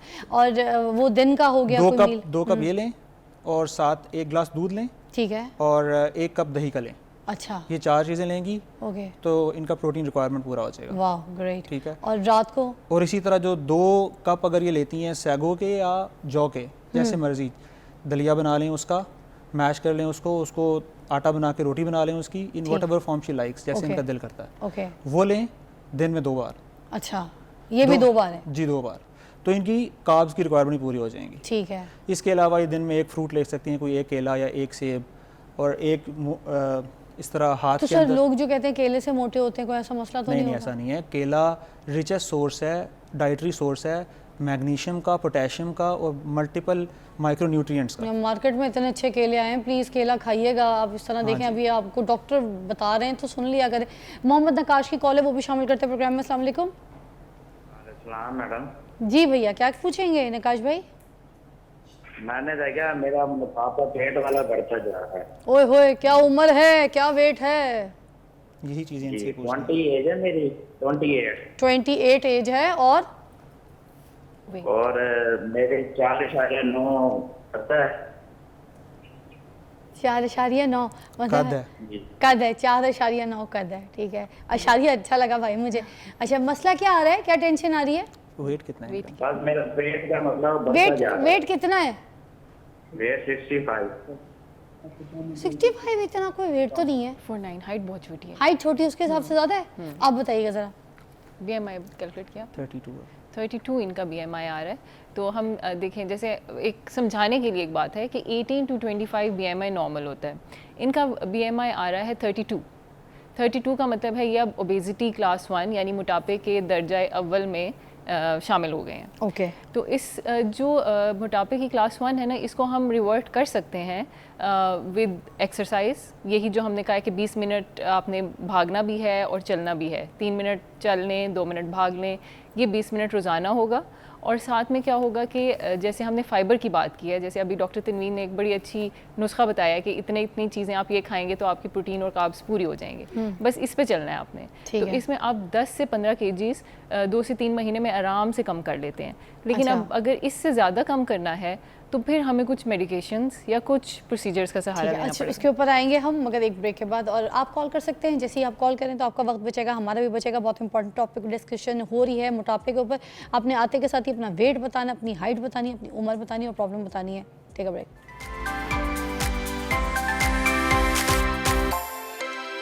Watching morning with Fiza. हम बात करें मोटापे के ऊपर, आपकी कॉल्स भी शामिल करेंगे। डॉक्टर कंजा और उनके हस्बैंड तनवीर जो हैं, डॉक्टर तनवीर हमारे साथ मौजूद हैं, और वेट लॉस सर्जन भी हैं आप। तो मैं अब आपसे सवाल ये करूँगी कि आपकी जो पढ़ाई है, डॉक्टरी फील्ड है, जो आप सर्जन हैं, उसमें वेट लॉस कम करने के क्या क्या तरीके हैं? किस तरीके से, कौन से इलाज से वेट लॉस हो सकता है? स्टार्ट हम पेशेंट से हमेशा ये कह के लेते हैं कि जो हमने आपको लाइफस्टाइल मॉडिफिकेशंस बताई हुई हैं कि जो खाना है वो कितना खाना है और किस तरीके से खाना है, और जो फिज़िकल एक्सर्शन है इसको अपनी ज़िंदगी का हिस्सा बनाना है। ये कॉर्नर स्टोन है, मेन पिलर है। इसके ऊपर सारी ट्रीटमेंट्स खड़ी होंगी। अच्छा, तो सबसे पहले हम आ जाते हैं सबसे मिनिमल इन्वेजिव ट्रीटमेंट्स पे। कुछ दवाएं हैं, कुछ इंजेक्शंस हैं, वो हम देते हैं। उससे आप 6 months to 12 months के अंदर 12 किलो 15 kgs आप ड्रॉप कर लेते हो। वो वेट लॉस स्टीरॉइड्स होती हैं? नहीं उसका नहीं, कोई अच्छा, स्टीरॉइड्स नहीं होती, वो FDA अप्रूव्ड मेडिकेशंस हैं जो कि ठीक। एक्चुअली दवाइयाँ थी शुगर की, ओके, इंसुलिन एक्चुअली वो ठीक। GLP-1 एनालॉग्स बोलते हैं उनको। उनसे वेट लॉस होता है। अच्छा तो पूरी दुनिया में वेट लॉस के लिए वो इंजेक्शन यूज़ हो रहे हैं। ओके, जिससे मैदा छोटा होता है? नहीं नहीं, ये इंजेक्शन है जो बिल्कुल इंसुलिन की तरह लगता है पेट के ऊपर। ओके, अच्छा अच्छा, ये काफ़ी सेलिब्रिटीज़ ने करा है। मैं इसको थोड़ा सा होल्ड करके कॉल भी शामिल कर लेती हूँ, ताकि हम चाह रहे हैं कि जितने लोगों के मसले ठीक होते हैं आज आप लोग की वजह से हो। साइमा की कॉल है। अस्सलाम वालेकुम जी साइमा। जी वालेकुम अस्सलाम। फिजा आप कैसी हैं? मैं आपकी बहुत बड़ी फैन हूँ। बहुत शुक्रिया। मुझे ये बताइएगा गुड़िया, मसला क्या है आज? क्या टेंशन हुई है? कोई मोटापे वाला सीन चल रहा है? क्या है? जी मैं गुड़िया नहीं हूँ मेरी एज 48 इयर्स है। गुड़िया ही हो? वेट 86 kg है। अच्छा, वेट हाँ जी, और इसके अलावा मेरी हाइट है 5 फीट। सिर्फ 5 फीट के हिसाब से 86? बहुत ज्यादा है मेरी जान, बहुत ज्यादा और है। एक बात मैंने और करनी थी कि कई सालों से हम लोग ना सादा या गर्म पानी पी रहे हैं सुबह निहारना। अच्छा तो प्लीज आसान उर्दू जुबान में मुझे बताइएगा। सर प्लीज बताइएगा, पहले आप फिर आप सादा लफ्जों में समझा दें, बहुत परेशान है वाकई यार, बहुत ज्यादा है। हाँ देखें साइमा, आपका जो वेट है और हाइट है इसके ऊपर कोई ना कोई तो मेडिकल इंटरवेंशन का सहारा आपको लेना ही पड़ेगा। अच्छा ठीक है, नंबर 1 ये सोच मतलब लें। अच्छा, मतलब सर्जिकल प्रोसेस पे जाना ही पड़ेगा? जी जी बिल्कुल बिल्कुल। तो अगर तो ये हम एक सर्जरी करते हैं, अगर ये करवा लेती हैं तो 3 मंथ्स में इनका 30 किलोग्राम्स लूज़ हो जाएगा। तो क्या हम सर्जरी है? स्लीव गैस्ट्रेक्टमी अगर हम करेंगे तो इन नेक्स्ट 6 पहले महीने में 10 से 15 kgs ड्रॉप हो जाता है। अच्छा, उसके बाद नेक्स्ट 3 to 4 मंथ्स के अंदर 30 to 40 किलोग्राम्स ड्रॉप हो जाता है। सर ये क्या होती है सर्जरी? ये कट वाली सर्जरी है, ये लेज़र सर्जरी है, ये कोई ये इंजेक्शन हम वाली है? मुकम्मल बेहोशी में होती है, कैमरे की मदद से होती है। हाँ। 20 to 40 मिनट्स का कुल दौरानिया है। अच्छा 1 नाइट हॉस्पिटल स्टे होता है इसके अंदर। हाँ। और पोस्ट ऑपरेटिवली हम आपको फॉलो करते रहते हैं और छोटे छोटे चावल के दाने के बराबर 3 या 4 कट लगते हैं। अच्छा बस? जी, बिल्कुल। और कट कहाँ लगते हैं? पेट पे। पेट पे ही? हाँ, उसके अच्छा, ज़रिए उस ही कट लगा के उससे क्या करते हैं? कैमरा? उसके ज़रिए कैमरा जाता है, इंस्ट्रूमेंट्स जाते हैं और स्टमक पे हम ऑपरेट करते ठीक है सर, काटते कैसे? पेट पे कट लगता है कैमरा डालने के लिए? जी, ठीक है, बिल्कुल। अंदर फिर उसके वो कैमरे के साथ क्या सिस्टम क्या? हैं। अंदर हम जाते हैं तो स्टमक मैदा जो होता है इट्स लाइक अ मैंगो, अगर सब ने हमने शक्ल देखी हो, जी। साइंस की किताब में आम बना की होता शक्ल है, का होता है। आम की शक्ल का जी। होता है। तो हम उसका 80% चंक काट के निकाल देते हैं। वो कैसे काटते हैं जब चावल का दाना? नहीं, वो उसमें इंस्ट्रूमेंट्स जाते हैं ना। ओ, इतने से चावल जी के जी दाने के अंदर? हाँ जी, इतना सा सुराख है, इंस्ट्रूमेंट्स इसमें से जाते हैं। अच्छा और बाकी जो 2 सुराख हैं वो तो उससे भी आधे हैं, 2 मिलीमीटर 3 मिलीमीटर का एक इंसिजन होता है। अच्छा। तो- अब जैसे आप इस सर्जरी से, और ये कितनी देर की सर्जरी होती है? 20 to 40 मिनट्स। 20 to 40 minutes. अच्छा, फिर ये हीलिंग प्रोसेस उसका कितने टाइम का है after stitching and everything? 2 nights हम हॉस्पिटल में रखते हैं। 2 nights, 1 night, on day 7 patient जैसे ही हम आज सर्जरी की है ना, हाँ। शाम को पेशेंट मूव अराउंड कर रहा होता है, पानी के सिप्स लेना शुरू कर देता है। नेक्स्ट डे ही कैन और she can go up the stairs, down the stairs, सीढ़ियाँ चढ़ सकते हैं, इसमें उतर सकते पेचीदगियाँ हैं। कोई है, चांसेस है, या ये कंफर्म होता है कि 3 महीने में जैसे आप कह रहे हैं वेट लूज हो जाता है? वेट लूज होता है इससे।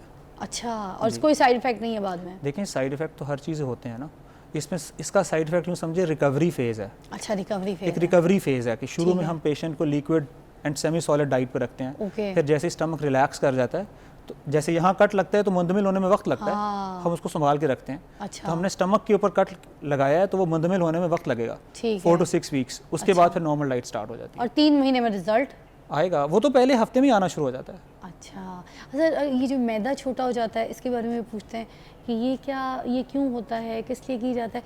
खाना कम खाएं ताकि कोई इस वजह से? अच्छा, इसमें आम तौर पे तो लोग समझते हैं जी आम नुमा जो मैदा था वो अब केला नुमा हो गया, यूँ समझें। हाँ, ठीक है। अच्छा, स्लीव real लाइक अ में। स्लीव, ठीक है, ऐसी शेप हो जाती है उसकी। Mango to banana shape. Yes, ऐसा हो गया। तो कहते हैं कि इसकी स्पेस ही कम हो गई है, खाता ही कम है, तो फिर हाँ, वज़न कम ही होगा ना। हाँ। लेकिन इसकी जो फैक्ट्स हैं वो थोड़े डीप रूटेड हैं और साइंटिफिक हैं। वो जो हमने चंक निकाला है ना स्टमक का, जी, उसमें से कुछ ऐसे हार्मोन्स होते हैं जो आपको भूख लगवाते हैं और आपके हंगर सेंटर पे, वेट सेंटर पे जाके आपके वेट के सेट पॉइंट को ऊंचा करते हैं। अच्छा, जैसे थर्मोस्टेट आपने 16 पे सेट कर दिया तो हाँ।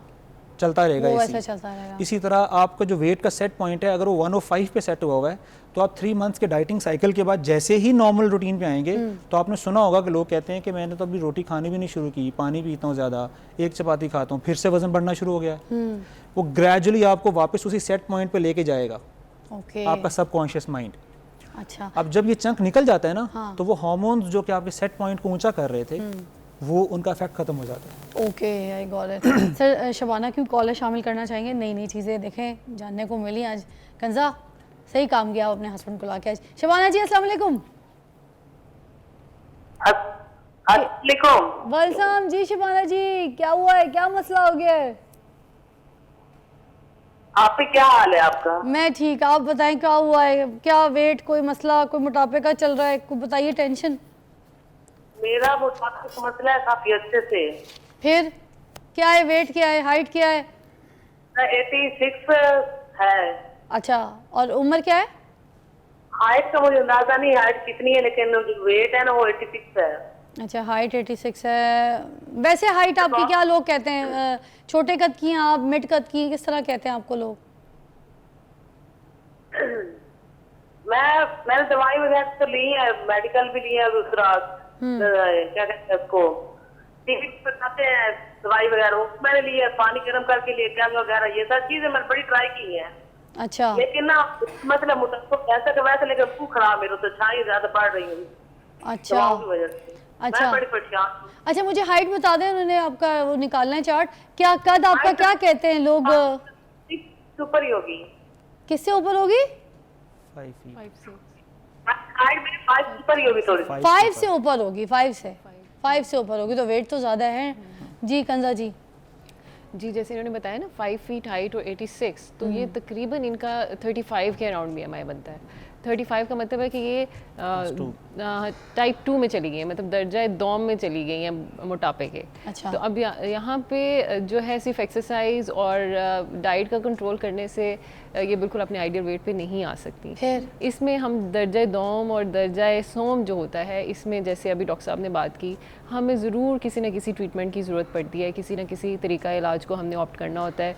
चाहे तो हम इसमें स्लीव गैस्ट्रेक्टमी की तरफ चले जाएं, वो क्या है जैसे अभी जो अभी बताए थे? जो अच्छा, अभी ठीक बताया, है, जिसमें जैसे आप ट्री वाला मैंगो से ठीक है, स्लीव मैंगो बना to देते बनाना, हैं। ठीक है, मैदा छोटा जी, करना है, बिल्कुल। और ठीक है। या फिर दूसरा तरीका ये होता है कि अगर ये कहें जी मेरा पेट बहुत बड़ा है और यहाँ पे फ़ैट का चंक सबसे ज़्यादा है, बाकी मेरे आर्म्स भी ठीक हैं और मेरी लेग्स भी ठीक हैं, तो हम क्या करते हैं कि उस फ़ैट के चंक को लाइपोसक्शन के थ्रू निकाल देते हैं। अब जैसे ही सेंट्रल फ़ैट आपका निकलता है, तो ये वही काम करता है जो मैदा छोटा करने वाला चीज़ काम करता है, कि आपकी जो सेट पॉइंट है वेट का वो नीचे आ जाएगा, और ये है कि आप तेज़ी से इंटरनल फ़ैट भी लूज़ करना शुरू कर देंगे, क्योंकि ये सेंट्रल फ़ैट जो है ये भी आपकी इंसुलिन रेजिस्टेंस करता है, शुगर लेके आता है, ब्लड प्रेशर की बीमारी, दिल का मर्ज, तो इसको निकालना बहुत ज़रूरी होता है। ठीक है। ये निकाल देते हैं तो इससे इनका 4-5 kg फौरी तौर पे कम हो जाता है, और उसके बाद फिर हम लाइफस्टाइल मॉडिफिकेशन पे, यानी कि एक्सरसाइज और डाइट पे पेशेंट को शिफ्ट कर देते हैं। ठीक है, और उसके थ्रू फिर आप वेट लॉस करते हैं। उसके थ्रू अच्छा, सहरिश की भी कॉल है। अस्सलाम वालेकुम सहरिश, क्या कहेंगी? सहरिश जी जी जी, क्या कहेंगी? वालेकुम सलाम सहरिश, क्या कहेंगी? हाँ जी, मेरा वेट 5.3 है, हाइट मेरी, और वेट मेरा 85 है, एज मेरी 32 है। अभी हमें हाँ जी, एक क्या हुआ है? एज मेरी 32 है। एज 32 है जी। तनवीर भाई, अच्छा, इनसे पूछने में कोई शुगर ब्लड प्रेशर आपको कोई शुगर ब्लड प्रेशर कोई ऐसे मसले तो नहीं है ना? कुछ भी नहीं है, कुछ भी नहीं, 32 एज है, शी इज ऑलमोस्ट फाइन। अच्छा, सहरिश बताया ना? सहरिश। अच्छा सहरिश, देखें, एक तो आपने डाइट यूज़ करनी है जो हमने पहले शो में बता चुके हैं, जिसमें प्रोटीन एंड कार्ब्स हैं, उसी तरीके से आप लें, बिकॉज वो मैंने 80 किलोग्राम वाले वज़न के हिसाब से ही वो चीज़ें बताई थी। ठीक है, एक तो वो लें, दूसरा आप एक्सरसाइज स्टार्ट करें जिस तरह डॉक्टर कंजा ने बताया है, और इसके अलावा अगर आप यूट्यूब पे जाएंगे और लिखेंगे 7 मिनट्स वर्कआउट, तो बहुत ही ऐसी 7 मिनट्स की वर्जिशें निकल आएंगी जो आप टीवी लाउंज में, घर में, कमरे में, मैट पे ही कर सकती हैं। सर वो योगा भी हो सकता है उसमें? योगा भी हो सकता है उसमें, Okay. लेकिन उसमें एक्चुअली कोर स्ट्रेंथनिंग एक्सरसाइजेज हैं। ठीक है। जिससे कोर स्ट्रेंथन होती हाँ। है, उससे आपका बेसल मेटाबॉलिक रेट तेज़ होता है, रेस्टिंग एनर्जी एक्सपेंडिचर ज़्यादा होता मैं भी है। आजकल वही कर रही हूँ, यू आर सो राइट। तो कोर स्ट्रेंथनिंग एक्सरसाइजेज 7 मिनट्स अगर आप पूरे 24 घंटे में 7 मिनट कर लेंगे, वक्त ज़्यादा है और स्टेमिना ज़्यादा है, तो 7 मिनट प्लस 7 ऐड करते जाएं, अरे वाह, और उसके साइकिल्स 30 मिनट्स तक ले जाएं आप। ठीक है, तो जहाँ आप स्टार्ट लेंगी वहाँ से बिल्डअप होना शुरू हो जाएगा। ठीक है, एक तो ये करें फॉर 3 मंथ्स, ठीक है। और पहला रूल है ये, अगर आप इसको फॉलो करेंगी तो ही हम आपको इंटरवेंशन पे लेके क्या जाएंगे। बात है जी। एक ब्रेक लेते हैं, ब्रेक के बाद हम मजीद इस बात को एलैबोरेट करेंगे, मोटापे पे बात हो रही है, आपके कॉल्स भी शामिल करेंगे। देखते रहिए morning with Fiza.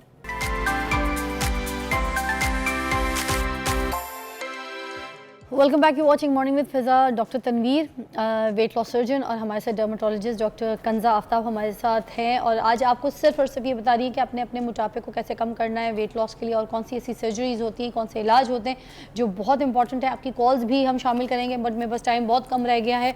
I know it's a big issue, और पूरे पाकिस्तान का जो है ये बहुत सीवियर टेंशन है। अच्छा, ऑपरेशन के बारे में आप बात कर रहे थे, तो और भी कुछ ऐसी सर्जरीज हैं उसके बारे में बता दें। वो जो बॉल पेट में रख देते हैं, वो क्या बैलून पेट में रख देते हैं, व्हाट इज़ दैट सर्जरी? उससे भी वेट कम होता है? अच्छा, वो एक मिनिमल इन्वेसिव तरीका है जिससे हम कैमरे के ज़रिए स्टमक के अंदर एक बैलून रख देते हैं जिसमें पानी भर देते हैं। ठीक, वो फैल जाता है, तो वो काम करता है जो हम पहले समझ रहे थे कि Okay. स्पेस ही कम है तो खाया ही कम जाएगा। ठीक, लेकिन वो एक टेम्प्रेरी मेजर होता है, वो जैसे ही निकलेगा फिर से भूख लगेगी और फिर से वज़न बढ़ेगा। अच्छा, वो उन लोगों के लिए है कि जिसने बहुत थोड़े वक्त में बस थोड़ा सा वज़न कम करना है और देन उसको कोई ज़रूरत नहीं है वज़न कम करने की। अच्छा, वो Like जो शादियों से बैलून आप पहले- रखते हैं वो बाद में निकाला भी जा सकता है? जी जी बिल्कुल, वो खुद ही निकल जाता है। ठीक, ठीक है, वो हम उसको बर्स्ट कर देते हैं, कुछ खुद ही बर्स्ट हो जाते हैं ख़ास टाइम के बाद, और वो खुद ही निकल जाता है। उसके भी कोई साइड इफेक्ट नहीं है? साइड इफ़ेक्ट्स तो देखें हर चीज़ के होते हैं, लेकिन हमें एक्सप्लेन करना पड़ता है ना पेशेंट को बैठा के। हम वी कांट टेल, हम ये सब कुछ यहाँ नहीं बता सकते। अच्छा, थोड़े से वेट time लॉस की जो सबसे महंगी सर्जरी है वो कौन सी सर्जरी होती है जो बड़ा लाइफ टाइम अच्छा टाइम निकाल देती है? में वो तो सर्जरी ही है। अच्छा, वेट कौन लॉस, सी वाली सर्जरी? वेट लॉस का सबसे देरपा हल और सबसे बेहतर हल आज तक की तारीख में सर्जरी ही है। Surgery lipo? No, not lipo, फिर? Weight loss surgery, bariatric surgery. अच्छा, जो आपने पहले बताई। जी बिल्कुल। ओके, उसके अंदर डिफरेंट सर्जरीज हैं। हम ये one surgery best for all नहीं कह सकते जो आप पूछना चाह रहे सर, हैं। आप बहुत सारे लोगों की बात करें, हमारे तो सेलिब्रिटी हैं, वो तो बैठ के बताते भी हैं, बड़ी अच्छी बात है। इस तरह के आइकॉन्स जो हैं, जो लोग उनको पसंद करते हैं, वो अपनी वेट लॉस जर्नी बताते हैं, अपनी ट्रीटमेंट्स बताते हैं, ये बड़ी अच्छी बात होती है और ये सदका जारिया है। ठीक है, एक मोटापा बीमारी है और उस बीमारी को दूर करने के लिए किसी की भी रहनुमाई की जाए वो सदका जारिया है। तो अदनान समी खान साहब, बिग नेम, उनके डाई हार्ट हम सारे फ़ैन हैं, तो उनका वेट लॉस जो प्रोग्राम था वो क्या था, किस तरीके से उन्होंने किया, क्या आइडलाइज था, चीज़ें अच्छी थी, सही था, वो सब ये आप लोग कहते हैं कि अपने मेडिकल की ज़बान में कि दैट्स द बेस्ट? देखिए, वेट लॉस सर्जरी तो बहुत से लोगों ने करवाई हुई है जी। जो स्क्रीन पे आपको नज़र आते हैं। ठीक है, ठीक है, लेकिन चूंकि अगर किसी ने खुद डिस्क्लोज नहीं किया हुआ है तो we can't say it for sure कि उन्होंने करवाई हुई है। अच्छा, लेकिन इतनी बड़ी ट्रांसफॉर्मेशन विदाउट सर्जरी नहीं आ सकती। नहीं आती। ठीक है, ह्यूमनली यूजुअली लॉजिकली पॉसिबल नहीं है जी, कि आपने 6-7 महीने के अंदर या 12 मंथ्स के अंदर इतना ज़्यादा ट्रांसफॉर्म कर लिया। ऐसे ही है। ठीक है, कि आप पहले बहुत ज़्यादा हैवी थे, लाइक 300 किलोग्राम से भी ऊपर थे, और अभी आप जो है ना 70 किलोग्राम या 100 किलोग्राम के हो गए हैं। तो ये मुश्किल है विदाउट सर्जरी। जी, अब सर्जरी जिन लोगों को जो फॉल करते हैं क्लास 1 में या क्लास 2 में, जिनका वज़न 50 किलो 60 किलो ही सिर्फ ज़्यादा है, ठीक है, ऐसे लोगों के लिए स्लीव अच्छी सर्जरी है। ओके, ठीक है। जिन लोगों का वज़न 100 सर, ये जो सर्जरी है कितनी महंगी होती है? पैसों की सूरत में हाँ, बता दूं मैं आपको। बताएं ना सर। अच्छा, देखिए, इसमें मिनिमम जो पैसे, चार्जेस, हॉस्पिटल स्टेट एवरीथिंग, इसमें ऑलमोस्ट 3 to 4 लाख खर्चा तो है। अच्छा, और वन टाइम खर्चा ये वाला? One time जो खर्चा। बड़ी सर्जरी आप कह रहे हैं? जी बिल्कुल। अच्छा, जी, बिल्कुल। उसके बाद ये जो बैलून वाली सर्जरी है, इसका कितना एक्सपेंस हो जाता है? ये इससे यूँ समझें कि 25% कम खर्चा होगा इसके ऊपर। 1.5 लाख ऑलमोस्ट लगा लें, है ना? हाँ जी। ठीक है, और जो टीके लगते हैं पेट में जिसके से वेट लॉस होता है, वो तो जो पूरा है, कोर्स होता है मेरे ख्याल देखें, से वो ना? पूरा कोर्स होता है, और वो कंपनीज तो फार्मा कंपनीज तो ये कहती हैं आप फॉर लाइफ लगा सकते हैं। फार्मा कंपनीज ये भी कहती हैं कि आप प्रिवेंट करने के लिए भी लगा सकते हैं कि अगर आपका वजन 10 किलो ही सिर्फ ज़्यादा है, 5 किलो ज़्यादा है, 2 किलो ही ज़्यादा है, अच्छा, तो आप उस वक्त ही लगाने शुरू हो जाएं। अच्छा, तो वो तो ये सारी चीज़ें कहते हैं, ठीक। लेकिन वो शख्स जिसका 50-60 किलो 100 किलो ज़्यादा है उसको ख़ास फ़ायदा नहीं होता सर उससे। वो इंजेक्शंस कितने वो 1 साल का पूरे का कोर्स अगर आप सोचें तो 2.5 से 3 लाख उसमें भी और लग कितने जाएगा। इंजेक्शंस होते हैं? वो वीकली इंजेक्शन लगेगा। ओह, अच्छा, वो डिफरेंट काइंड्स ऑफ इंजेक्शंस हैं, कुछ डेली लगते हैं, कुछ वीकली लगते हैं। But you don't recommend that, right? We recommend that only for those who are like 5-10 kilograms overweight or like unmarried girls हैं ठीक। जिनका 15-20 kg ज़्यादा है सिर्फ। They don't Okay. want to go for surgery. We don't want to. Thank you so much doctor साहब। अब time इतना था, मगर आपको भी पता है कंजा जी, आज हमारा ये टॉपिक बहुत झकास था। मुझे लगता है बहुत लोगों की रहनुमाई आप दोनों की वजह से आते रहेगा, और एक ये कपल सेशन ड्यू है, आप लोगों ने दोबारा आना है हमारे प्रोग्राम में, वादा करके उठिए, आएंगे? इंशाल्लाह इंशाल्लाह। रहनुमाई करनी। 80% लोग जो है मोटापे का शिकार हैं और उनका इलाज करना है। अल्लाह हाफ़िज़।